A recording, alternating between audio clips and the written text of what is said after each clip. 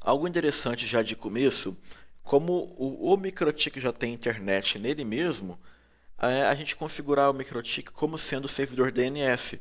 Vamos clicar aqui em IP e depois em DNS. DNS significa Domain Name System, é para funcionar sites, né? Quando você vai abrir o wall.com.br, quando você dá um enter no navegador, primeiro o seu computador ele tem que consultar algum servidor DNS para perguntar qual é a IP do site wall.com.br. Depois que ele descobrir o endereço de IP, que o site vai ser aberto. Para isso, precisa de um servidor DNS. Para melhorar as consultas de DNS de dentro da rede local, para ficar mais rápido, eu posso configurar o próprio MikroTik como sendo servidor DNS. Assim, ele já vai responder mais rápido para os computadores da rede local.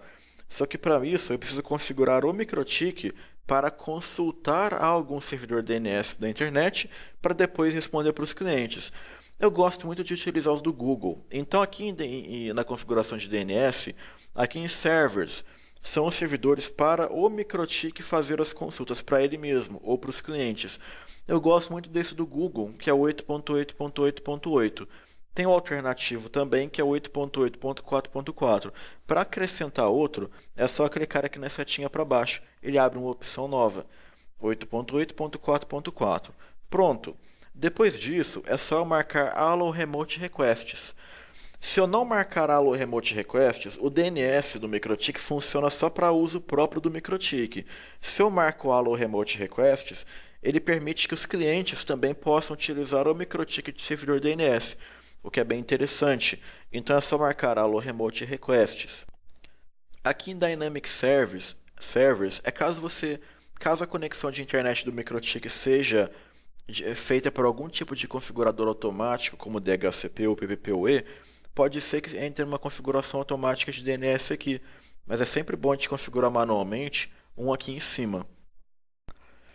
Esse Max UDP Packet Size é o tamanho máximo de pacotes que o DNS vai aceitar, vindos do protocolo UDP, que a gente pode manter o padrão que é 4096 bytes.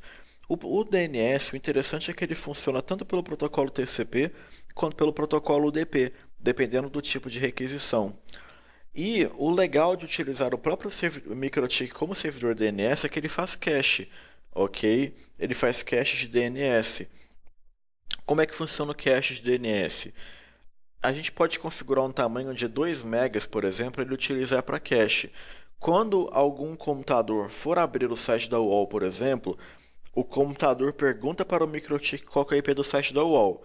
O MikroTik inicialmente não vai saber. Aí o MikroTik pergunta para o servidor do Google, 8888, qual é a IP do site da UOL. O Google responde e o MikroTik já vai saber qual é o IP do site da UOL. A partir daí, qualquer outro computador da rede local que for abrir o site da UOL e vai perguntar qual é o IP para o MikroTik já vai saber. Então a consulta é bem mais rápida, isso é interessante. Ok? Então a gente utiliza o próprio MikroTik como servidor DNS da rede local e melhora bastante a velocidade das consultas na nossa rede. O interessante disso é que não é só o site. Por exemplo, sites grandes como o Facebook são milhares de servidores que respondem pelo site, espalhados pelos Estados Unidos todo, em vários data centers. Cada servidor tem um nome de DNS diferente, então como o site é grande, você abre o site e o site é facebook.com. Só que quando você vai fazer login no site, só a parte de autenticação do login é login.facebook.com. Cada foto de cada amigo diferente que você vê pode estar num servidor diferente. E aí, cada servidor tem um nome de DNS diferente. Então isso agiliza bastante até a navegação em si, né? Por exemplo, se eu abrir o Facebook, se você abrir o link de uma foto, o link por trás da foto, você vai ver lá um tanto de número, .fbcdn.net, enfim. Então é sempre bom utilizar o servidor DNS na rede local. Se clicar aqui em cache, vocês vão ver todos os nomes de domínio que estão em cache no MikroTik, não tem nada nele. Então depois de configurar o servidor DNS, né, o nosso MikroTik ele já tem internet nele próprio, ele próprio já consegue consultar, e ele já é um servidor DNS para a nossa rede local, só que ainda não funcionaria a internet na rede local. Eu preciso clicar aqui em IP e depois em Firewall, e eu preciso fazer uma configuração aqui na aba NAT. Como a nossa rede local ela é uma rede que não é de IPs válidos, né? Ela é uma rede de IPs privados, eu preciso configurar uma função que existe aqui no Firewall chamada mascaramento.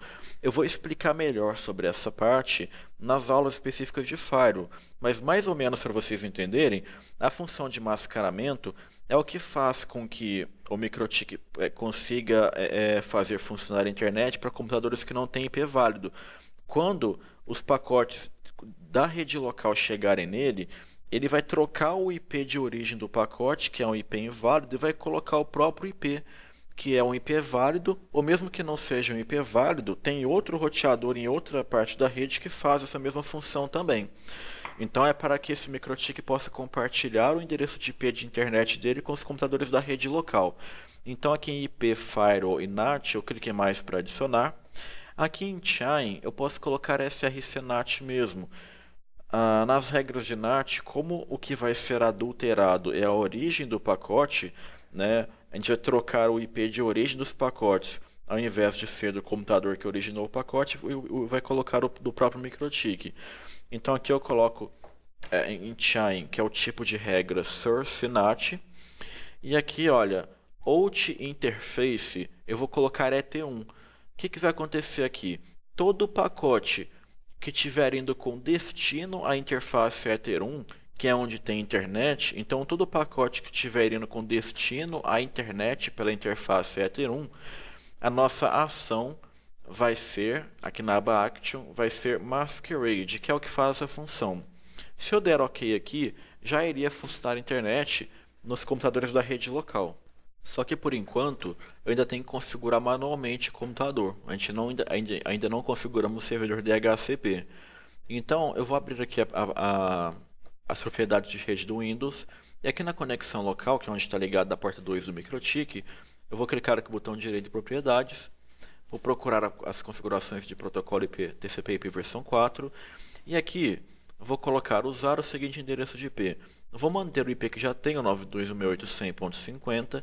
A máscara é essa mesma, só que agora o meu computador é a mesma coisa da rota do MikroTik. Ele só sabia, o meu computador só sabe ter acesso à rede local. Se a gente configurar um gateway, que é como se fosse a rota lá no MikroTik, aí sim ele vai ter acesso à internet. Então, para onde o Windows vai encaminhar os pacotes de redes que ele não conhece, o gateway?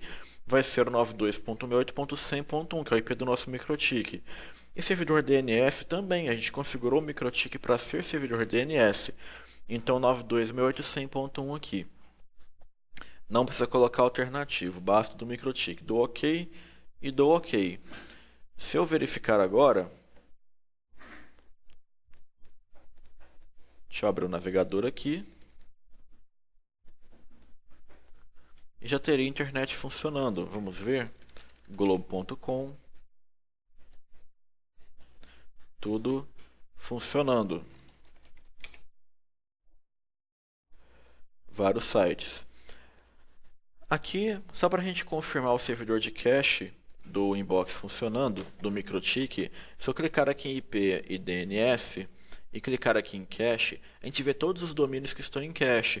Para vocês verem que não é pouca coisa, né? É importante ter um servidor de DNS cache na rede local, porque não é só um endereço do site ou outro.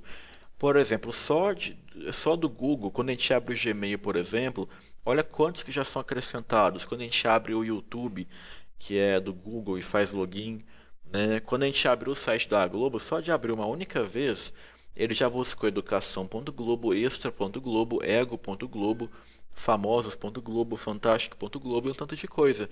Isso tudo, como é consultado na rede local depois por um próximo cliente, abre mais rápido do que se estivesse abrindo o site pela primeira vez, ok? Então, é importante o servidor DNS cache dentro da rede. Então, configurando a internet, o IPs e gate nos Windows manualmente, a internet já funciona pelo nosso MikroTik. Se a gente clicar aqui em Interfaces, por exemplo, e clicar duas vezes na Ether 2, eu posso procurar aqui a aba Traffic, que eu consigo ver o tráfego em tempo real daquilo que está passando na determinada interface de rede. Eu posso fazer um teste, por exemplo, de velocidade, só para vocês verem. Se eu abrir o speedtest.net e fazer um teste para ver, vamos ver que velocidade que ele acha. A velocidade aqui é de 6 megas.